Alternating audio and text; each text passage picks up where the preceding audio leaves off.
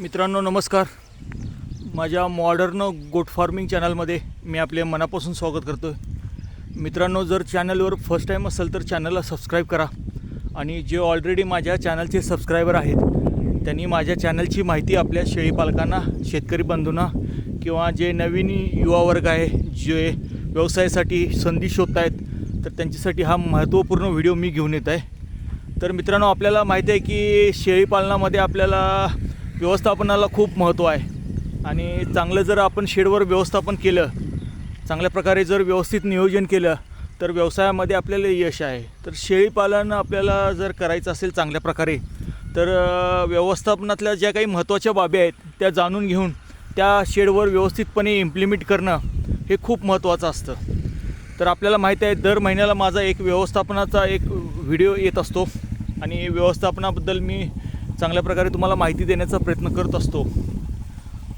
तर मित्रांनो, हा महिना आहे एप्रिल आणि एप्रिल महिन्यामध्ये आपल्याला एप्रिल 2026 तर या महिन्यामध्ये आपल्या शेडचं व्यवस्थापन कशा पद्धतीनं केलं पाहिजे तर या व्हिडिओमध्ये मी तुम्हाला माहिती देत आहे. तर मित्रांनो, एप्रिल महिना आहे तर आपल्याला माहिती आहे की हा उन्हाळ्याचा सीझन आहे. तर खूप काळजी घेतली पाहिजे. उन्हापासून आपल्याला शेळ्यांचं, आपल्या शेडचं आणि जे काही आपल्या परिसर आहे त्याची काळजी घेतली पाहिजे. तर मित्रांनो, आपल्याला माहिती आहे की एप्रिल महिन्यामध्ये आपल्याला ज्या व्यवस्थापनाच्या बाबी आहेत त्या जाणून घ्या. पहिला म्हणजे आपल्याला लसीकरणाचा जो चार्ट आहे तो त्याच्याकडे लक्ष द्या. मी बऱ्याच वेळा सांगतो की शेडवर आपल्या लसीकरणाचा चार्ट लावून घ्या, जेणेकरून आपल्याला काही गोष्टी असतात त्या विसरून जातात. तर त्या महिन्यात काय काय करायचं असतं तर हे आपल्याला त्या चार्टवर आपल्या नजरेसमोर असेल तर पटकन लक्षात येतं आणि आपण त्याप्रमाणे कृती करतो.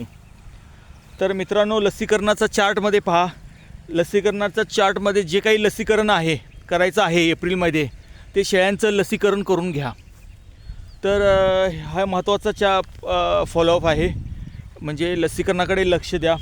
आणि दुसरं म्हणजे जे आपले 4 किंवा 6 महिन्याचे जे करडे आहेत, आपण जे लहान लहान करडं असतात तर त्यांना आपण टॅगिंग करा. टॅगिंग खूप महत्त्वाचं आहे. मी बऱ्याच ठिकाणी मित्रांनो पाहतो, बऱ्याच शेळीपालनामध्ये व्हिजिट देतो, कुणी असं रेकॉर्ड किपिंग करत नाही. तर महत्त्वाचं मित्रांनो, आपल्याला नफा तोटा किंवा आपल्याला शेळ्यांची हिस्ट्री किंवा जे काही आपलं शेडचं जे पूर्ण बॅलन्स शीट म्हणतो आपण किंवा आपली पूर्ण जी शेळीपालनाचं जी काही आपली व्यवसायाची जी हे आहे कुंडली ते तिथे आपल्याला नोंदवहीत समजते. आणि नोंदवहीला आपल्याला टॅगिंग करणं खूप महत्त्वाचं असतं. म्हणजे शेळ्यांच्या कुठली शेळी आहे तिचं 1 नंबर शेळी, 2 नंबर शेळी, 10 नंबर शेळी, 54 नंबर शेळी, अशा ज्या काही आपल्या नंबर ऑफ शेळ्या आहेत त्यांचं टॅगिंग करा. तर ते लहान वयात केलेलं असलं चांगलं, म्हणजे 4 ते 6 आठवडे तर करडांचं नियोजन करा. मी बऱ्याच वेळा सांगतो मित्रांनो की सगळ्यात शेळीपालनामध्ये अतिशय महत्त्वाचा टॉपिक म्हणजे डिवर्मिंग. तर डिवर्मिंग करा, जेणेकरून डिवर्मिंग केल्यामुळे शेळ्यांची चांगल्या प्रकारे हेल्थ राहते आणि जे काही शेळ्याच्या पोटामध्ये जे काही जंत असतात, मग भरपूर जंत वेगवेगळ्या टाईपचे असतात, मग त्या जंताचं निर्मूलन करणं खूप गरज असतं. तुम्ही खाणं घालू शकाल पण ते अंगाला लागणार नाही, कारण पोटामध्ये जंत असतात आणि त्या जंत मग रक्त शोषतात आणि पचनक्रिया मंदावते आणि वजन वाढ होत नाही.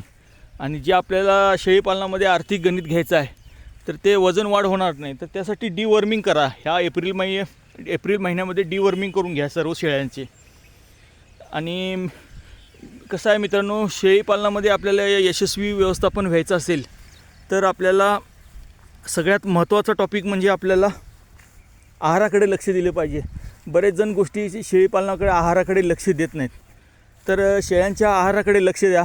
त्यांना पूरक, मुबलक आणि प्रथिनयुक्त चारा मिळेल अशा पद्धतीने नियोजन करा.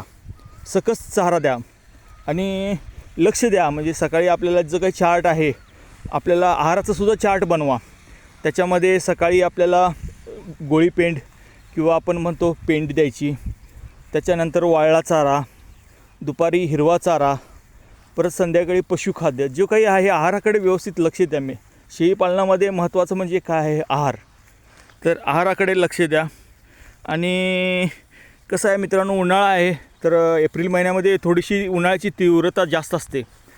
तर थंड पाणी द्या. म्हणजे शेळ्यांच्या वाड्यामध्ये किंवा शेळ्यांच्या कंपार्टमेंटमध्ये आपल्याला थंड पाण्याची व्यवस्था करायला पाहिजे. जेवढं थंड पाणी त्यांना देऊ तर चांगल्या प्रकारे त्यांची हेल्थ राहील आणि व्यवस्थित शेळ्या आपल्याला चांगल्या प्रकारे आपल्याला जो काही आपला गोल आहे वजन वाढ, तर हे सर्व गोष्टी आपल्याला ह्या गोष्टीमुळे होतात. तर हे अशा पद्धतीनं लक्ष द्या. आणि सकाळची वेळा म्हणजे कसं असतं मित्रांनो, जर कुठल्या टाईपचं तुम्ही शेळीपालन करत आहात, बंदिस्त शेळीपालन, अर्धबंदिस्त शेळीपालन किंवा पूर्ण मोकाट म्हणतो आपण, जी पूर्वीची पद्धत आहे शेळ्या चरायला सोडणे. तर मित्रांनो, सकाळची उन्हाळ्याची वेळ असल्यामुळे सहसा सकाळी चारायचा प्रयत्न करा.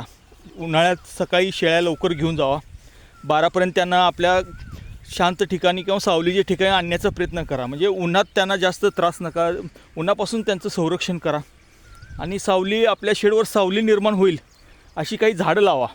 मग चिंचेची झाडं असू देईल किंवा अर्धबंदिस्तमध्ये आपल्याला जे काही वडाची झाड, जे सावली देणारी झाडं आहेत ती आपल्या शेडवर लावा, जेणेकरून आपली जनावरं किंवा शेळी ह्या सावलीत बसतील, उन्हापासून त्यांचं संरक्षण होईल. तर असे काही महत्त्वाचे टॉपिक्स असतात, ते आपण लक्ष दिलं पाहिजे. आणि कसं आहे मित्रांनो, व्यवस्थापनाला खूप महत्त्व आहे. आणि महत्त्वाचं म्हणजे माझं कायम असतं की लसीकरणाकडे लक्ष द्या. हा एप्रिल महिना आहे, आंतरविषाराची लस देऊन घ्या. तर हे काही महत्त्वाचे मुद्दे आहेत. आणि ह्या व्यवस्थापन जर तुम्ही चांगल्या प्रकारे जर केला तर व्यवसायामध्ये मित्रांनो यश आहे. तर पुन्हा एकदा मी एक पॉईंट कवर करतो. एप्रिलमध्ये पहिला लसीकरणाचा चार्ट फॉलोअप करा. शेळ्यांच्या नोंदी ठेवत नाही तुम्ही मित्रांनो, नोंदी ठेवा. व्यवस्थित टॅगिंग करा. बऱ्याच वेळा मी सांगतो डिवर्मिंग करा. डिवर्मिंग करत नाही तुम्ही, डिवर्मिंगकडे लक्ष द्या. त्यांच्याकडे आहाराकडे लक्ष द्या आणि त्यांचं संरक्षण करा. पाणी चांगलं द्या, आहार द्या. हे सर्व मूलभूत गरजा आहेत मित्रांनो. आणि त्या व्यवस्थित जर आपण केल्या ना तर निश्चित यश आहे. कसं होतात, चांगले शेळीपालन चालतात आणि जे शेळीपालन बंद आहेत त्याच्या कारणामध्ये काही त्रुटी आहेत म्हणून ते बंद आहेत. लक्षात घ्या मित्रांनो, जे चांगले व्यवसाय चालू आहेत त्याच्यामागं कारण काय आहे, त्यांचं व्यवस्थापन. ते चांगल्या प्रकारे व्यवस्थापन करतायत म्हणून त्यांचे व्यवस्थित व्यवसाय चालू आहेत. तर अशा पद्धतीनं मित्रांनो, सर्व व्यवसायामध्ये आपल्याला व्यवस्थापन करायचं आहे.